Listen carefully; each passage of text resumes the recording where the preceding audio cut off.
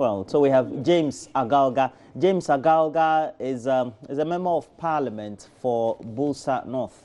And thanks for joining us, James. Thank you. You're also the minority spokesperson for Defense and Interior. And you were former deputy minister for Interior.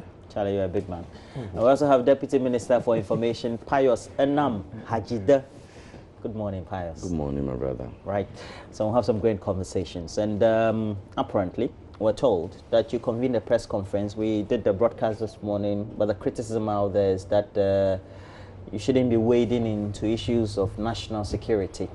But then again, you convened the press conference, and ultimately, after that event, what will be your observations since the coverage and the commentary thereof?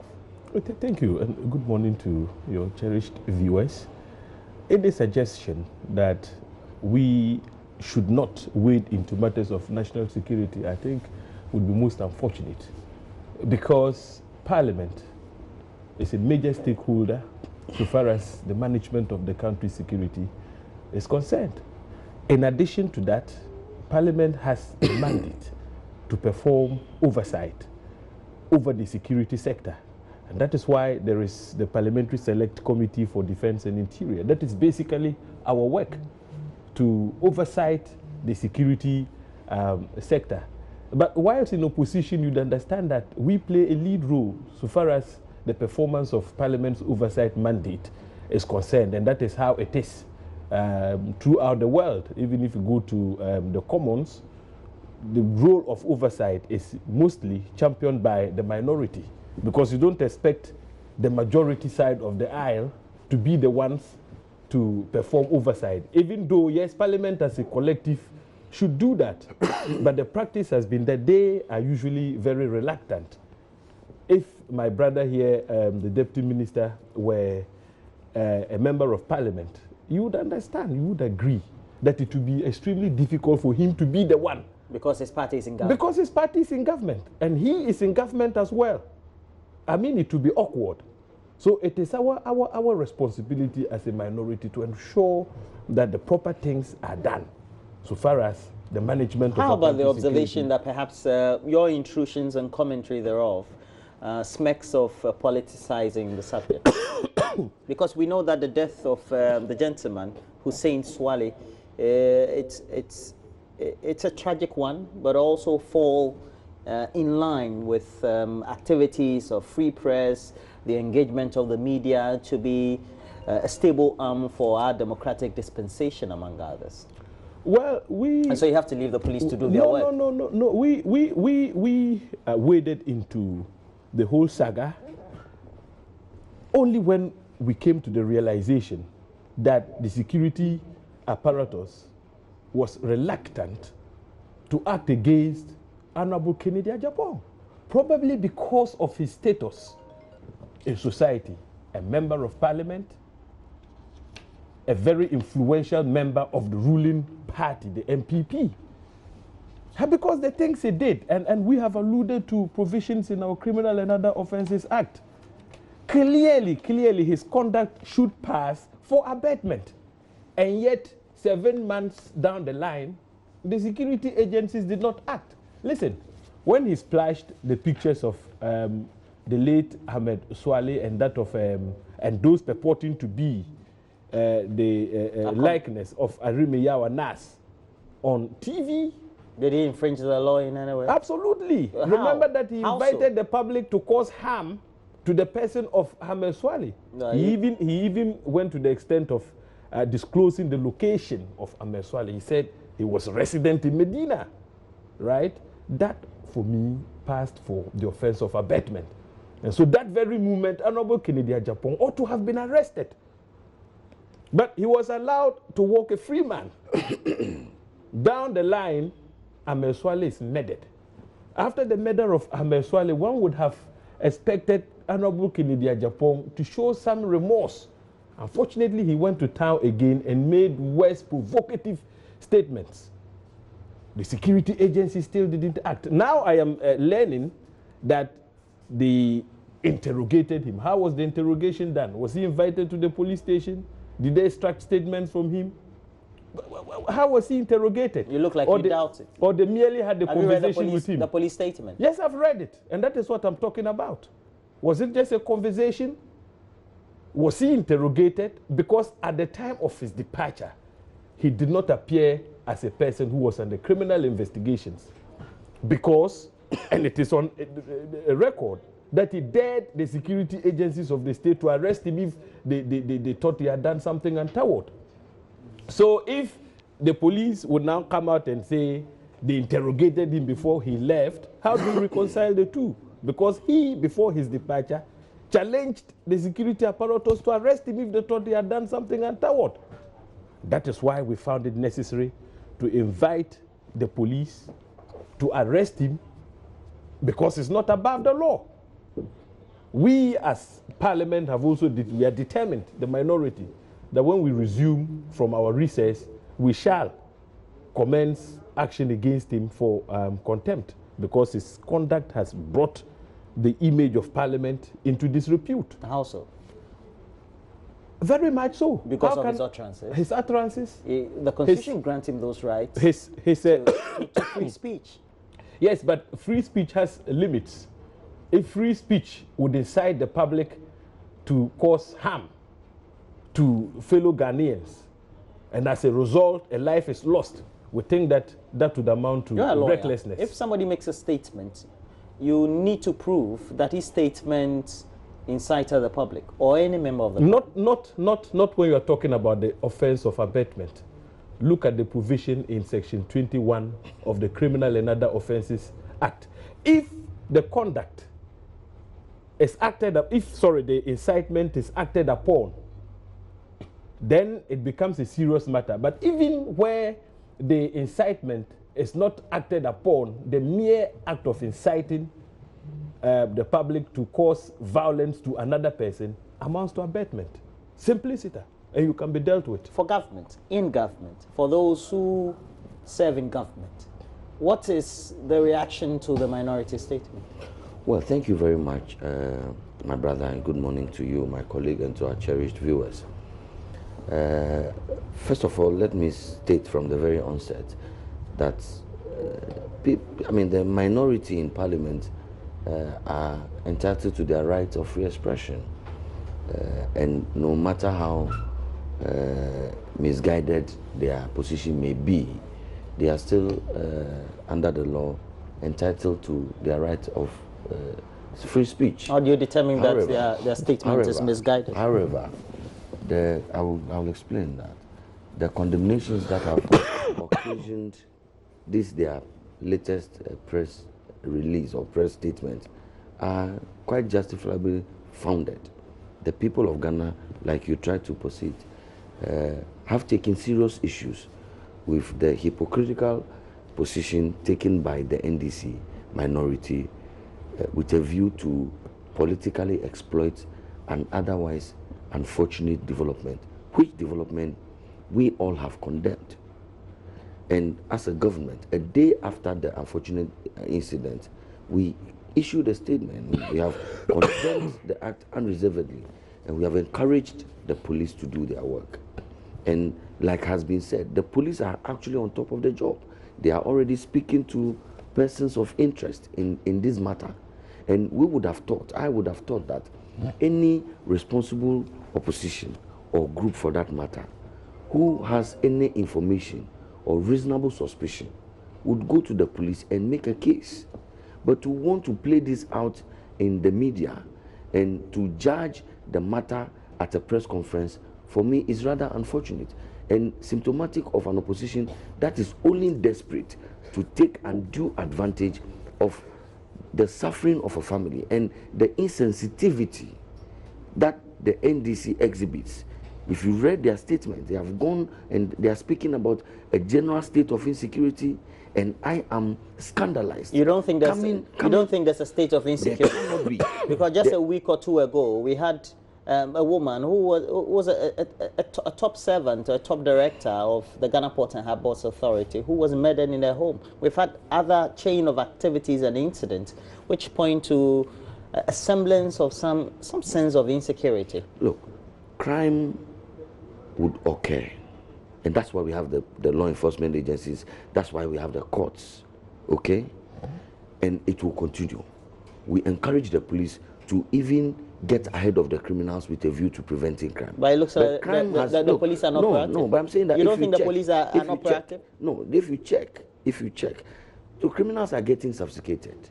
And that is why sometimes, and I'll give you a few statistics, when my honorable colleague here, who actually read the statement, was deputy minister in charge of the police, there's this gentleman who was murdered, the branch manager of EcoBank was murdered in Abrepo in Kumasi. Again, in November, when my brother was deputy minister. In his home, I believe. Yes, in his home area. In Kwanta South, DC, under the NDC, was shot dead, was murdered. Okay, in June, the paramount chief of the Nanumba traditional area was shot dead. You are equalizing. I'm not equalizing. I am, in fact, in 2015. That's what you're doing. You're equalizing. I'm not. I'm giving you. It's not. The death of a Ghanaian is a serious matter, and we cannot play a politics of equalization with it. I can give you a long list. You remember Fenich Ochiri? Yeah, Fenech. You remember? Was a good friend of mine. Yes. Yes. You remember the MP, Honorable JB Dankwa? All this happened when my brother was deputy minister in charge of interior. In fact, the police reported that in the year 2015 alone, 525 murders were committed in the year 2015 when the NDC minority was in government. At that time, could we have suggested that there was a state of insecurity in this country? We could not. Because you see, the motivation for crime, people have their motivations. It is being argued. And the NDC is jumping the gun and prejudging this matter and saying that the only reason why the gentleman could have been murdered is a certain X scenario. But you cannot say that for a fact.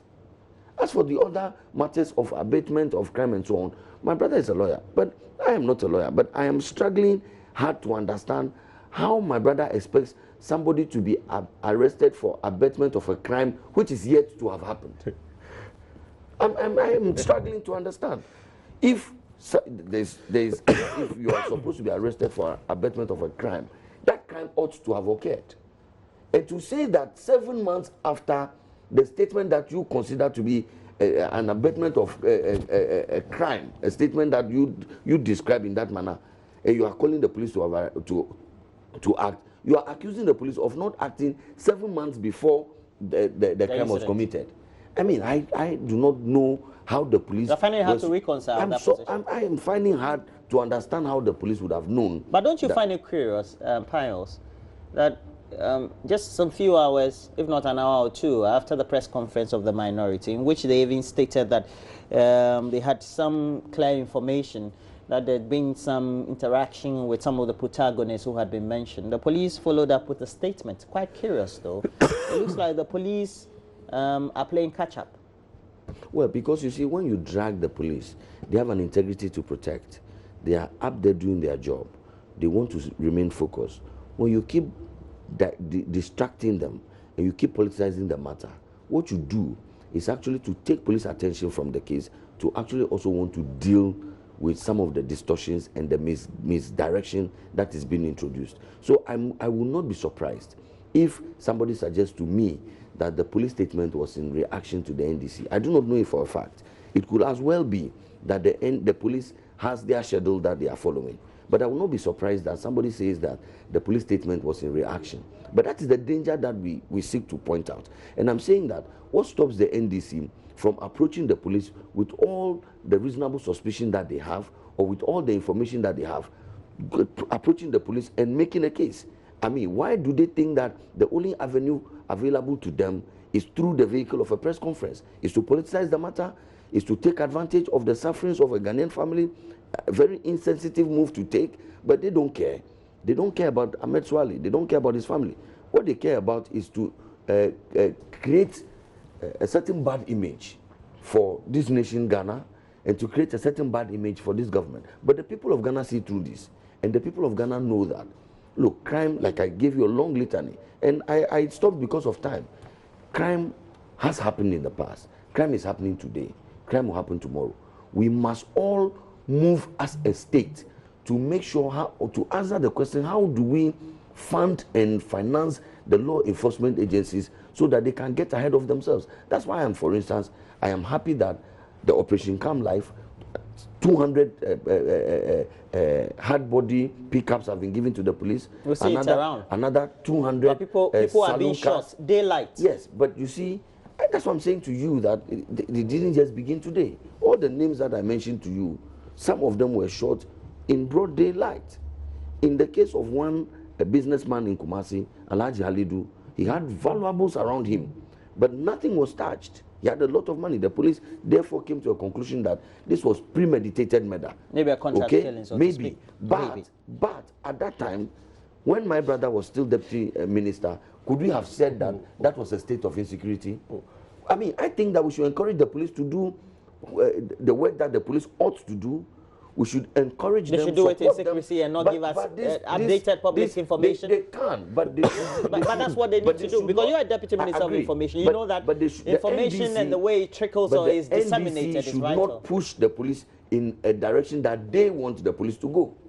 You see, my brother wants us to talk about crime statistics, but that is a domain that doesn't favor them at all. What's the meaning of that? If I were in his shoes, I wouldn't go there. Why? You want us to compare crime statistics? No, that's listen not here. Listen here. No. He tried to compare crime statistics, and that under our watch, when I was deputy minister, he mentioned a number of murders. Yes, murders but they have always been. That is true. But what was the overall picture? Look, he talked about 2015 and that those incidents happened when I was deputy minister. Yes, but overall, crime incidents dropped by about 15%. Today, as we speak, true that a member of parliament, a sitting member of parliament was murdered. Yes. No. In 2016, between 2016 and 2017 alone, when they assumed power. No, we didn't assume power in 2016. No, I said between 2016 and 2017, when we left office and you took over, the crime statistics we recorded for the first time indicated that the major incidents, murder, robberies, shot up by about 27%. You can't run away from these facts. In 2017, not you can't run away from these facts. We took over on the 7th of January. Wait a minute. 2017, wait not a minute. 2016. Yes, so I'm talking about the crime statistics for the year running 2017. No. Between 2018, in the first quarter of 2018 alone, we recorded 986 robbery cases. Sure. We may robbery cases. Yeah. So when it comes to crime statistics and the overall security situation, your record cannot be compared to ours. So don't go there. If you go there, you'll be badly bruised. No, is that not why people are raising the observation and the concern that the intrusions of the minority... We have not to say we have intruded. The intrusions of the minority in this narrative... Listen here. ...could also be misinterpreted to mean that you want to politicize a Not at all. And I've made it clear.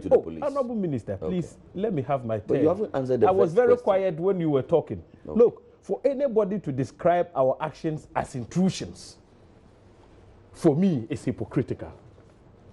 Why? What is our role as a parliament? As the minority? You mean the minority in parliament should sit aloof at a time when U.S. congressmen have waded into this gruesome murder, when the United Nations has condemned this country for the murder, when the international media is replete with stories on this murder, and you expect the minority to sit aloof? We will talk. Our voices would be heard. It is what you say. As for the talking, you can talk. You see, but what my brother, the Deputy Minister for Information, sits here and says, government has spoken. Yes. Have you had the courage to condemn the conduct of Kennedy Agyapong? Have you had the conduct and courage? If I may answer that. No, you can't answer this because you have it. Question. You have it. But you asked the question. You haven't had the courage. You have the response. You haven't had the courage to condemn the conduct of Honorable Kennedy Agyapong. Now we have had the courage to speak. You want to incite the public against us by claiming that we have politicized this matter. How have we politicized this matter? No, when all we have done is to call for justice for the slain, for the slain Ahmed Suale. The police say they are investigating. And I think that the police should be allowed. Yes. But this question yes, Mr. Kennedy Agyapong. Have you condemned the conduct? He seems to be a thorn in your flesh. He seems to be uncontrollable. Well, it's not about, he's an individual, he's an adult who is and can and should be responsible for his action and his comments. And that is the position, okay? But the point that has to be made clearly is that this hypocritical stand of condemning a statement 8 months after the statement is made, after the fact, after an unfortunate incident. But he also makes make allusions to statements that even have been made since the murder. Yeah, I agree. Well, the statement made by Mr. Kennedy Agyapong. No, if I may, I'm saying to you that those conducts that the NDC is quick to condemn today, 8 months after they have been made, and so on and so forth, are comments that are, and there are conducts that are under investigation. What you are doing is you are prejudging the matter. The press conference. And I'm saying to you that. And when the investigation starts on that subject, Mr. Kennedy Agyapong going on a TV station and also making other comments related to the investigations of Taga IPI on number 12, subsequently not only on the 2 but on other media platforms as well. Honestly, you're saying that was being investigated. Is that what you're saying? No, they are asking about the conduct, the statements that. Yes. I'm asking his conduct. His conduct is about the speeches or the negative, so to speak, speeches that were made by the Honourable Member of Parliament. And I'm asking you, were they being investigated? Well, you may have to point to me exactly what statement you are referring to. If it is a statement that Kennedy makes after all these unfortunate developments, the statement he makes, that showing the picture or pictures of the victim. But I'm saying that those conducts are under investigation, and those conducts happened 8 months ago. Those are the matters that the police are investigating them today. When did the police tell you that they started those investigations? After the murder. So for government, you don't think that the police in action, especially following the comments that were made on the gentleman who now has been killed or murdered, warranted some investigation earlier? I am not too sure what you describe as police inaction subsequent to that statement. Okay, so I'm asking you. So I'm not too sure. Following those statements, the point is that following those statements by the gentleman, Mr. Kennedy Agyapong, did the police take any action known to you, government? Well, no, I'm not aware. Okay, I'm not aware. So you are saying that the police is now taking action on those statements after the murder? Yes, because clearly the police have reasonable suspicion that there are persons of interest in the matter. So you're corroborating what the minority is saying? That the comment of Mr. Kennedy Agyapong has a direct link or suspicious link to the murder of the gentleman, Ahmed Hussein-Suale? I'm saying that the police have determined that Mr. Kennedy Agyapong is a person of interest in this matter. It may well be because of the statements he made. It may well be because of intelligence that may be available to the police. The police have spoken to Mr. Kwesi Nyantakyi, for instance. The police says that they are speaking to other persons of interest. So, if I may ask, should it be the case that it is only based on comments that people make? What comment did Mr. Kwesi Nyantakyi, for instance, make? What comment did the other persons of interest also make? The police have their own ways of gathering intelligence. And that's why I'm saying to you that the NDC, in this matter, lack the capacity in the first place to do the diligent investigation. But they prompted the police to release a statement. No, I'm saying that they lack. You don't think that their statement they lack the capacity, or the concern they raised in that press conference may have prompted the police to release a statement? Because ultimately, I said that. We just have to read the statement of the police. And if you read the statement of the police, they tell you that they had some interactions with Mr. Kennedy Agyapong, with Mr. Kwesi Nyantakyi, and they've all been mentioned by the NDC minority.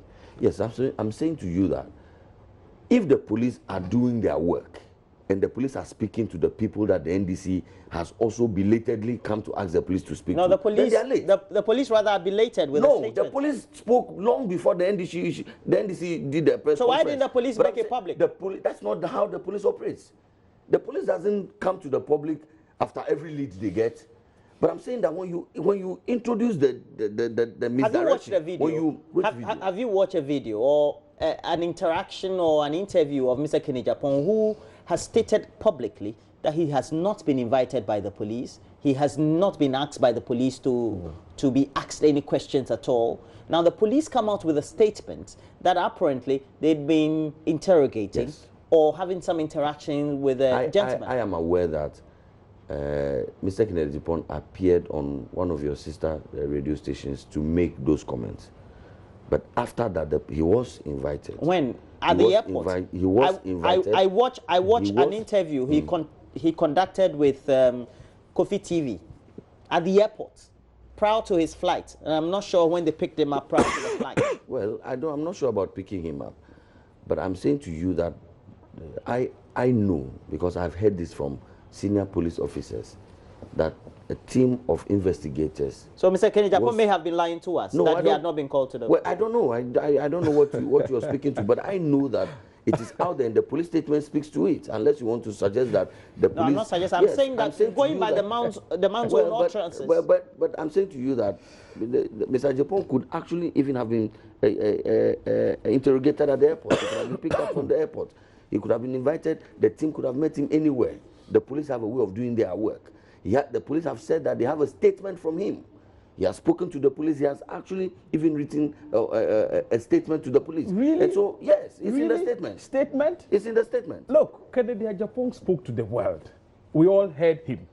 My brother is struggling to create the impression that a statement was extracted from Kennedy Agyapong. It is in the police statement. But listen here, given the seriousness of this matter, why was he allowed to jet out? Why? Why couldn't he stay around to aid in the investigation? And whose decision would that have been? Cancel. Well, in any case, you are a legal practitioner. You are a legal practitioner. If this is not politics, what is this? No, excuse me. Okay. Somebody of that status, that stature, Kennedy Agyapong, do you think that he shouldn't be allowed to travel just because it's an That has been our problem. Why? Somebody of the stature of Kennedy Agyapong, that places him above the law. And that is why the state security apparatus under the watch of this government has not had the courage to proceed against Kennedy Agyapong. Somebody of that stature, somebody of his status. That explains why they have not had the courage to take him on. My brother says in this studio, he's talking about records when we were in office and so on. Look, he even, as he sits here, he cannot condemn Kennedy Agyapong's conduct. Why? If he can, I challenge him. Let him condemn him right now in this studio to the hearing of everybody. He can do it. The man is untouchable. Why? And we are saying we are not in a banana republic. This country is regulated by law. If you incite the public to act in a certain manner, to visit harm on the person of Ahmed Hussein-Suale, whether or not that invitation is what informed the decision of the assailants to attack, it's the subject of investigations. But we are saying that look at the law critically, and if you do, he should have been arrested long ago. So was that some dereliction of duty? No, for the president, the Minister of the Interior, etc. And when his actions or inactions are inimical to the safety of ordinary citizens, it cannot be condemned by government. That's what the minority is postulating. No, he's not. And because we are not in a banana republic, we will not just live by whims and caprices of individuals. The law must be allowed. It's the minority, not just individuals. No, but even the minority. I'm saying that because we are not. If we were in a from all your utterances, from all your utterances, you seem to trust the police. You give them that respect. You think that they are keeping the peace and the security. That's what we need to do. Do you think as government? Do you think that the state of the police and the way they are maintaining security is the best? What, you think that we should now substitute the police with the NDC minority? I'm asking you. I'm saying to you that building strong institutions is about having confidence and supporting them productively so that they can do their work. Clearly, the police don't seem to be doing their work. They're not keeping the... Why do you say that? Okay, let me just show you a clip. Just watch. Why do you say the police are not doing their work? Watch this. But when you're 18 years, last year you were Fiji. No sort of if you another page maybe. Nimpa management. Or a fair friend. My daughter is 18 years old. She completed Fiji Senior High School just last year. She was worried about staying home without a job. She told me a friend was helping her get one. On 4th December, she left home to meet that friend. 2 hours after she left home, she called my line and demanded 5,000 cedis. I got worried and alarmed. I asked her where she was, but she couldn't give me any information about her location. Her line went off afterwards. At that time,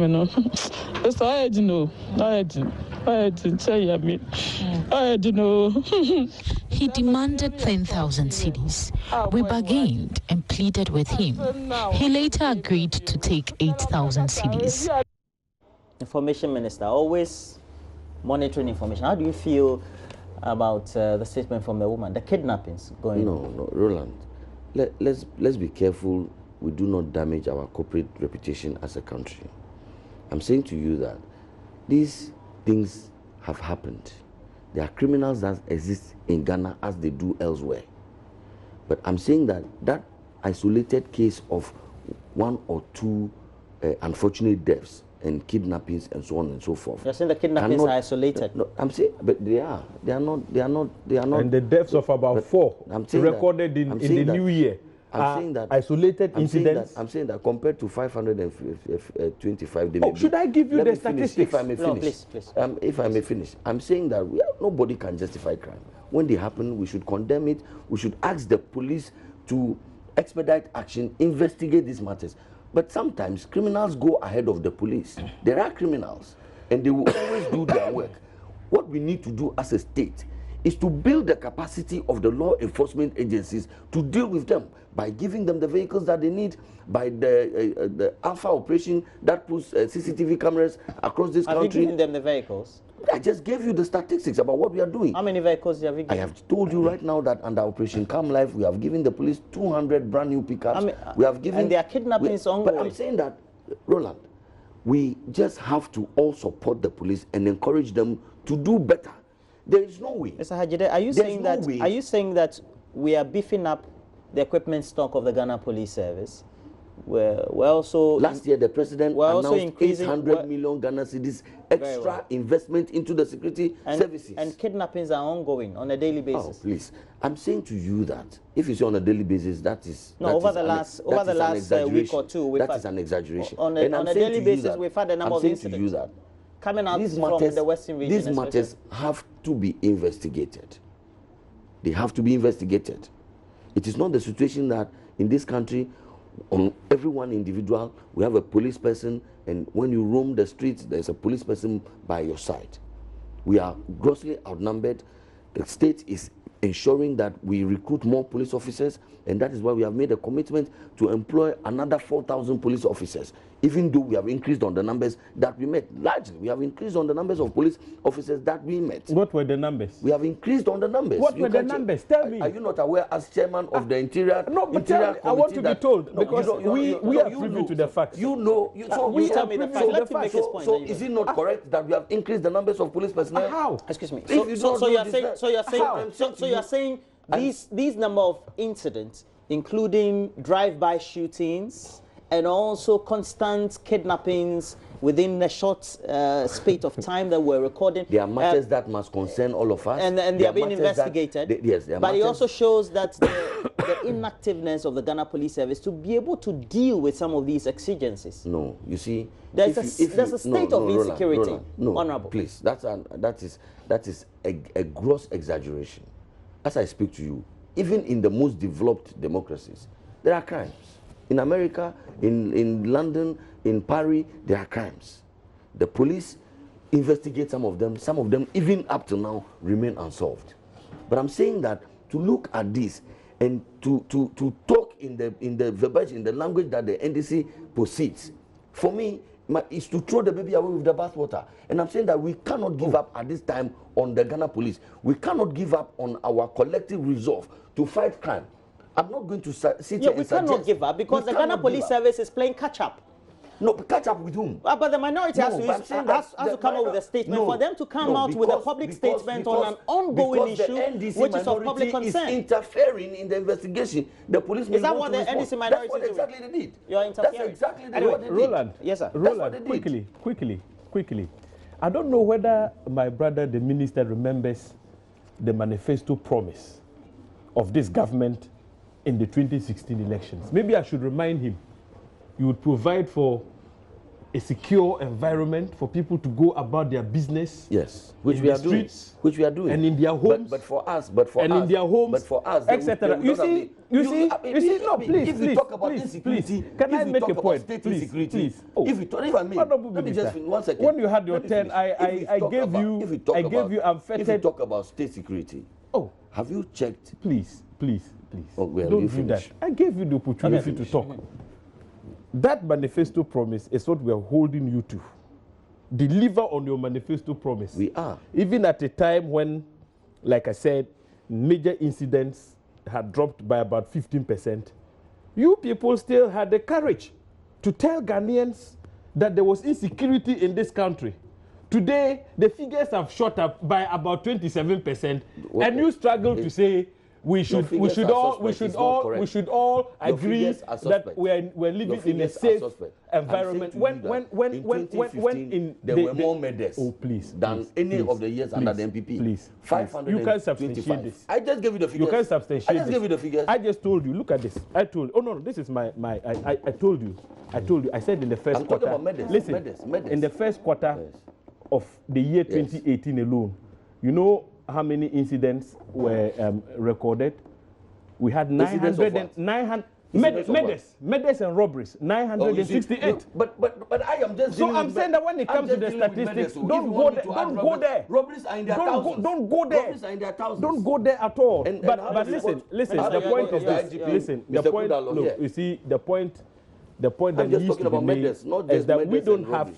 There are many good police officers out there who struggle on a daily basis to make our country safe and secure. But you see, it's a matter of policy. He says they have added on to numbers. And I was challenging him. At the time we left, the strength of the police service was 32,000. You have come. You said you recruit 4,000. What happened? Have you recruited the 4,000? What is the numbers now? Have they been trained? I'm asking you. Yes, they have been. Then you haven't added on to the number that you inherited from us. No. You have not. No. You only promised that you recruit 4,000. Have they passed the two of you. They have. Have they passed that? That is not the two of you. In the meantime, the Ghana Police Service has made immediate postings or changes in the top hierarchy of some commands. So we have DCOP, Mr. Francis Ebenezer Doku, Regional Commander, Volta Region, now transferred to the headquarters to be in charge of special duties as a director. DSP Meister Clay, a staff officer, Volta Region, also to Gambaga, Northern Region. I'm not saying that's a bad post. There have been a number of incidents around Alavanyo and supposed leak of information, especially to the press in relation to concerns being raised by arms that apparently are being manufactured by locals. And we know that Alavanyo in Konya is a volatile area as far as conflict is related. But let me give you the last word. Well, I think that this discourse that we are all engaged in, we must have a clear view what it is that we want to achieve. We must support the institutions of state that are mandated by the law, bearing in mind that whether NPP or NDC, there are criminals within the system. And of course, as Ghana develops and becomes more attractive as compared to our neighboring West African brothers, we have seen some exodus of people into this country. And so we should be better positioned, we should be better challenged to equip our security forces more, because with development comes some of these things. People coming from all over West Africa and all over the world relocating into Ghana, and some of them will bring some of these excesses with them. And the police duty, of course, is heightened. In all of this, the critical question is that what is the state, what is the government doing? And I'm saying to you that this government is keen on increasing the police numbers, and I can report to you on authority that ever since this government has assumed office, we actually have recruited more police personnel. How many? And we have trained more deployed more. And again, I can report to you on authority that is not correct. that we are equipping the police. Look, the NDC chose to buy V8 for the presidency. What did we do? We cut down the number and used some of those monies to buy vehicles for the police. For which roads? Because they can't come to Ajekojo, my area. Then they can come to East Legon, for instance, and the pickup in East Legon can go to Ajekojo. Okay? We are investing but they can't in the go police. to the rough area where Suale was. In 2008. You know Suale, he lived in a very trouble then they area. can go somewhere else, and then the pickup would go to Suale's place. But I'm saying to you that last year, the state, through the budget, made allocations available to the police, well. 800 million Ghana cedis well. for investment into the police service. Well. This should compare to the NDC record. Let us see it, and they should refrain from the politicization of this matter. Okay, that's okay. They are being insensitive. But Roland, They are being sensitive? Yes. Okay. Roland. What's the latest on Nam1? Where is it? Oh, Roland, why shouldn't I make some concluding remarks on this? Number one, my understanding is that should be in custody in Dubai. Okay. Oh, Roland, Right, my concluding remarks on this matter. Oh, no, that's okay. Oh, That's why? okay. Let's move on. We have just dealt with Roland, this information. Let's move on. I'm told that... Pius, you don't want me to correct I'm told. the things he's There's misled nothing- the public on a number of issues. Like what? Yes. Police numbers, they have added onto the numbers. We have. I'm challenging him that they inherited a police strength of about 32,000. So what is the police strength today? It is the same. You have not added. You said you recruit 4,000. The 4,000, the process is ongoing. So how has that added onto the numbers? How? In any case, let me assure the honourable minister that the minority will not be distracted from performing its oversight rule. We shall continue to hold government feet to the fire of accountability. It's very uncomfortable to do so. So I can understand my brother's problem. But he should prepare. We would hold their feet to the fire of accountability. We will talk when we have to. We will not be distracted by them. Say the right things. Don't play partisan politics. And we'll do that and allow the public to judge. We have not played partisan politics. All we have done is to call for justice to be done. When you were deputy minister, were you able to resolve the matter of Ochirifenich?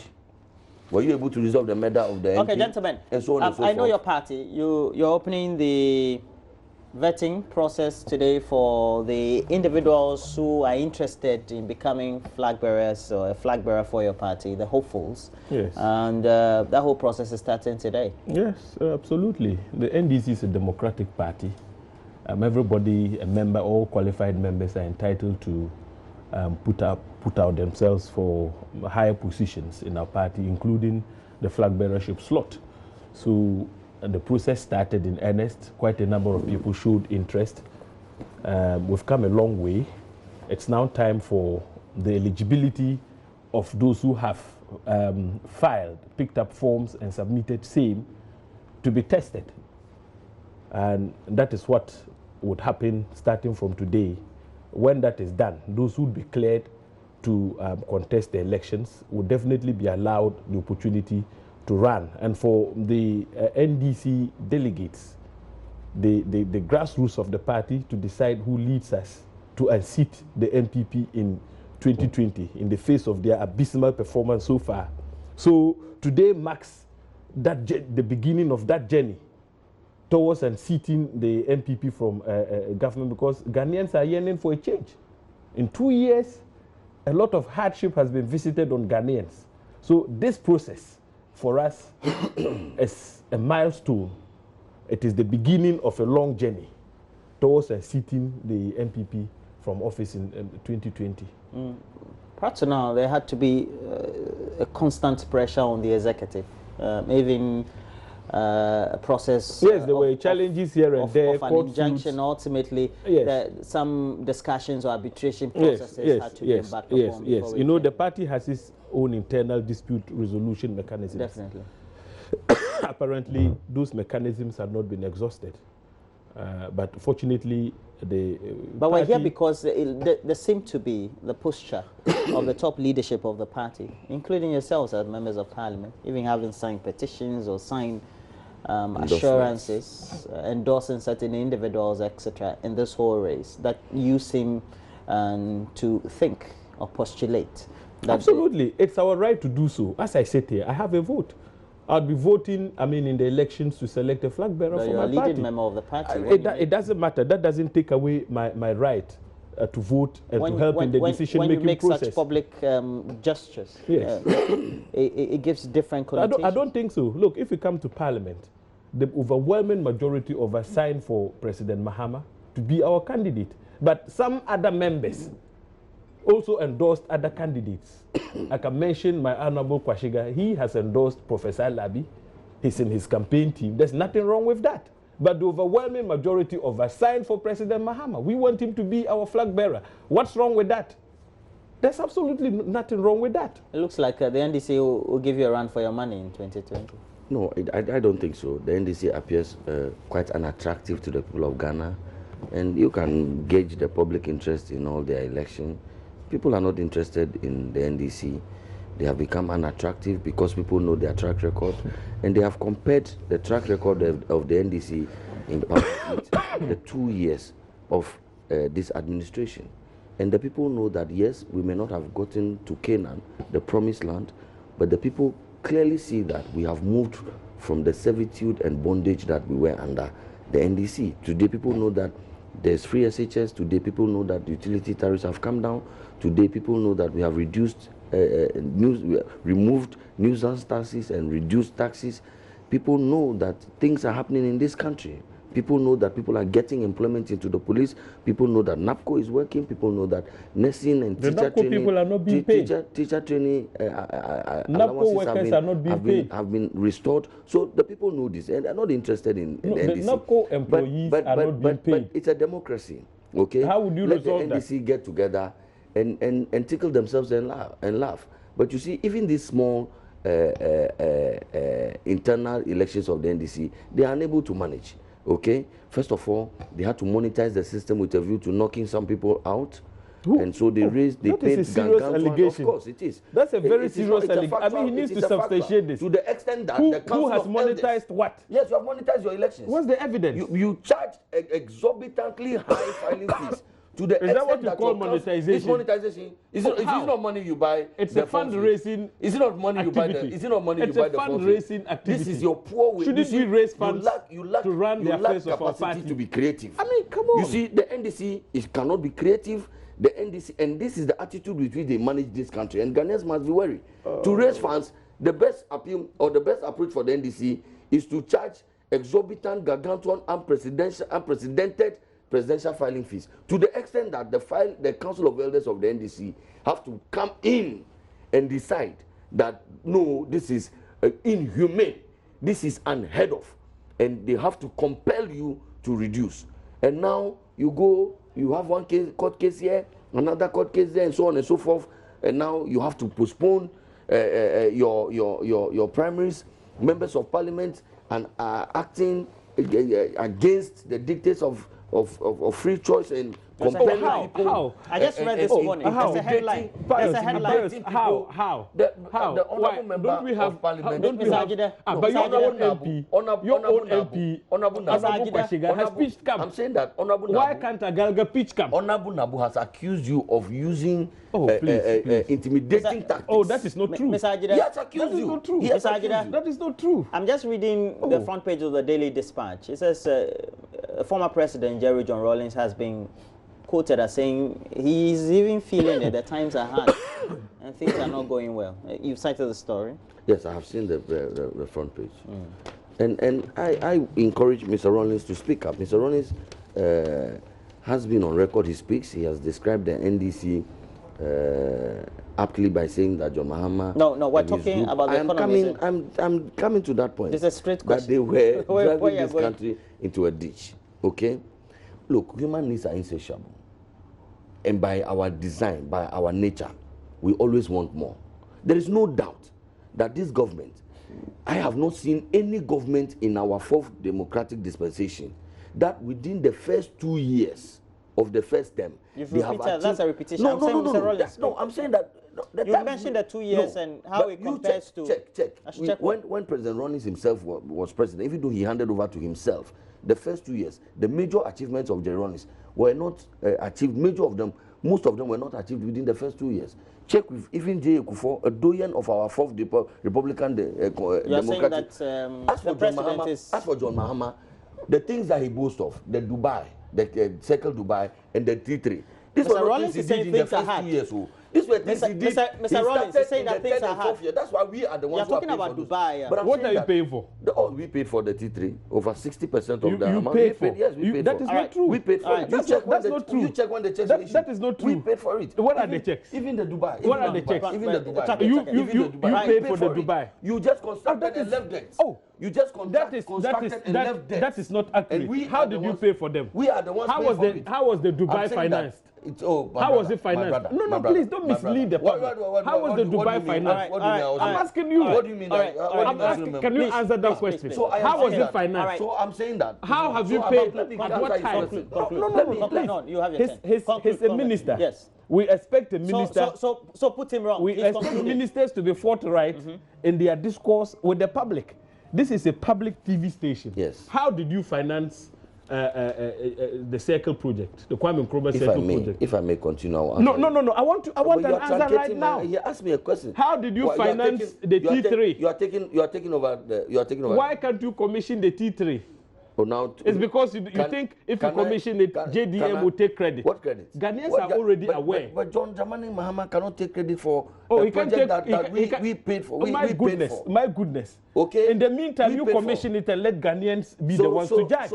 But listen, you can't sit in this studio and mislead people. If I may, that you financed 60% of T3. I'm saying we paid for it. I'm saying stop misleading. We paid for it. Stop misleading the good people of this country. If you check which finance minister, which minister of transport, are you just talking about the payments? But I'm saying that we are the ones who have got to go and find the money and pay for it. Find which money? We are the ones who have got to find which money. That is not correct. That is not accurate. Where did you find the money from? You left. Where did you find the money from? You left debts. My goodness. And we are the ones clearing your debts. You see, all right. We are fed up with these claims that we left debts. We left debts. How about the assets you inherited? Roland, please ask Honorable James Adaga if they had paid. If they had paid for the entirety of the construction of the T3 before they left. But who does contracts in that manner? So what are you challenging? So then what are you challenging? The funding was secured. So what are you challenging? If it's about the disbursement, anybody at all can talking about disbursement. So what are you talking about the disbursement? The funds were secured. It is the mandate of a finance minister to make disbursements. So what are you challenging? So don't mislead the people of this country. So if you claim that what are you challenging? You financed. How did you finance when the funding had been secured? He's talking about disbursement. Oh no. But anybody at all can make disbursements. And we all you can make disbursements. And we all do know. And we all do know. You can't take credit for those projects. Please, and we all do know. Ghanaians are wide awake. We are not interested in taking credit. Ghanaians are wide awake. We are not interested in taking credit. The nuisance taxes you spoke about. Go to Abosokai and talk about the withdrawal of nuisance taxes. Go to Abosokai. Hajida is a member of parliament. Please. Is a member of the NPP government. Is a member of government. Is a deputy minister of information. But we also know that it's public information. We know that the financing for the Kwame Nkrumah interchange was secured from Brazil. So we also know where the funding for the T3, that's the Terminal 3, that's attached to the Kutuka International the money wasn't there. Oh, please. We had to go and find it. Please. And we also had James Agaga, who is a member of parliament for Busa North, but also a former deputy minister of the interior. Roland, and thank you, gentlemen. Wasn't there. We had to go and find it. We're taking a break, but we also know that Kojo Yankson had a great interaction with the head of the Ghana Library Authority. And the chief executive has great dreams. And this year has been declared the year of reading. And we'll find out more in this.